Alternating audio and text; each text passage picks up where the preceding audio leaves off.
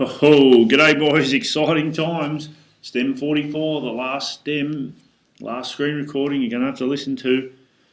Now this one is, as you can see, the use of technology, and we look specifically at two areas, the training innovation and equipment advances. Just some things to consider in the Learn 2 side of the syllabus here. This one, pretty straight up and down, how technology has been used to improve performance.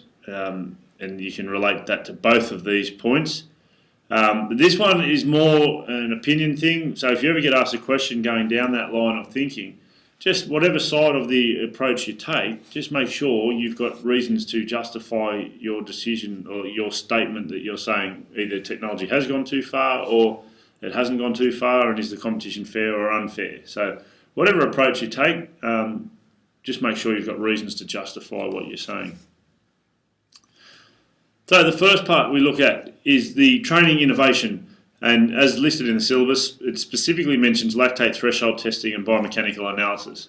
Before we look at those two things though, just some training aids that have evolved over the years include the clothing, the testing procedures, simulating competition environments, different equipment, and also video analysis and photographic equipment which aids in the biomechanical analysis that we'll look at later.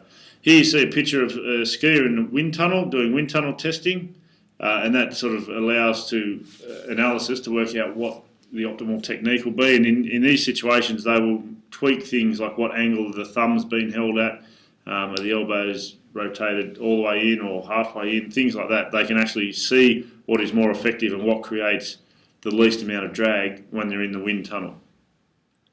Now, getting on to lactate threshold testing. So, effectively, what's trying to be done here, we're trying to ascertain how hard the athlete has been working, and the way we do this, or the way a sports scientist can do this, is by taking a prick of blood from the finger of the athlete, and they have a little machine that measures how much lactate is actually in the blood. And obviously, the more lactate in the blood, the harder the athlete's been working. And this point is pretty important. The second point, the higher the intensity at which the lactate threshold occurs, which is the anaerobic threshold, the fitter the athlete. So theoretically, we were saying it's round about 88% or so of your maximum heart rate. If an athlete can work around roughly, higher than that, around 91, 92%, if that's where their threshold is, then obviously they can work at higher intensity for longer because they're still working aerobically if they're working underneath that threshold. So this is an interesting little method used just to work out how hard the athlete's been training and whether adjustments need to be made. And obviously that's going to aid performance significantly because training will be more beneficial. The biomechanical analysis is quite commonly used nowadays. Pretty much any movement can be analysed, and not only does it improve performance in that it makes you more efficient in your technique, but it also will prevent injury or help to prevent injuries. And cricket bowling is a movement that is quite often analysed, not just for the fairness with the Murali Dhuran type thing, but also for injuries. A lot of fast bowlers get lower back stress fractures due to poor technique. So they'll have their, Brett Lee being one in a case in point when he was younger. So they will have their movement analysed, and any adjustments that need to be made will be made. So in order to prolong their career, improve their performance and prevent further injuries happening. So here's just some more points about the biomechanics. So you can see here the evaluations need to not only improve performance but also reduce the chance of injury. Here's a little story about Josh Ross, who's a sprinter, and he's had his technique modified because biomechanical analysis picked up that he wasn't being as efficient as he could possibly be, and so he changed, or based on that information, he changed his technique a little bit. And this is a baseball pitcher having his technique analysed. You see those flashy dots, they're actually transmitters to the computer. So when his body comes up on a computer screen, it comes up as a series of dots. It's the same sort of technology that they use to do computer games and the like, apparently. Not that I know about computer games or anything like that. But that's why those things are there. So on the computer screen, this guy will come, you don't come up as a body, you come up as all these dots, and they're able to analyse joint angles and speeds and all that sort of thing on the computer using those transmitters.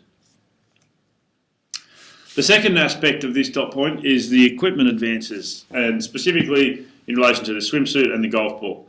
Now, we looked at the swimsuit last year when we did biomechanics, and the Speedo swimsuit was probably the first one to come out that was of this new material, full body length material, and what it actually did, it improved the buoyancy and also reduced the drag through the water. And you can see here there's no seams, so therefore further reducing the drag. And it also, what it means by a corset-like midsection is it actually pulled in the body, so it improved the body shape. So it was ridiculously tight, and athletes were able to pull their body in, so therefore there's less of them, so therefore they're creating less resistance, less drag through the water. These swimsuits have been outlawed because they found that they were to be too buoyant, and they were just unrealistic, and a number of world records got smashed with these suits. And FINA, which is the governing body that overlooks all of swimming, decided that they would outlaw all body length swimsuits and make their own as some new regulations, and they took place in January 2010.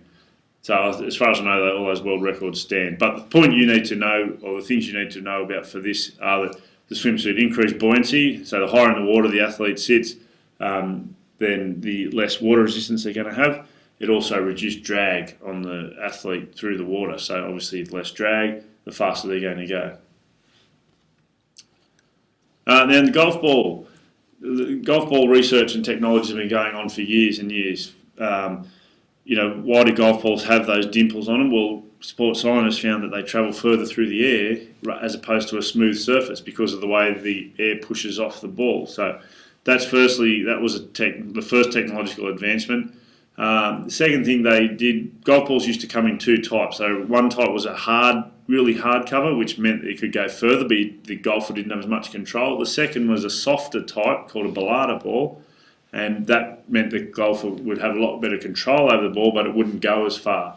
But what the technology has been able to do now is actually combine the best of both of those. So you get the hardness of the ball, so you can hit it as far as you possibly can, whilst at the same time maintaining the softness to maintain your control of the ball. And one big advancement has been the traditional dimples on golf balls have been replaced by hexagonal ones on the Callaway golf balls in particular, which they reckon further reduces drag. So the less drag, the more distance you're going to get on the ball. So there's also, sort of talking about the core here, so the inside of the ball, 2, 3, 4 layers, and they reckon it minimises spin and offers distance control. So you get spin on the green, but you don't want too much spin on the fairway, so you get a lot of roll on, get more distance in your shots.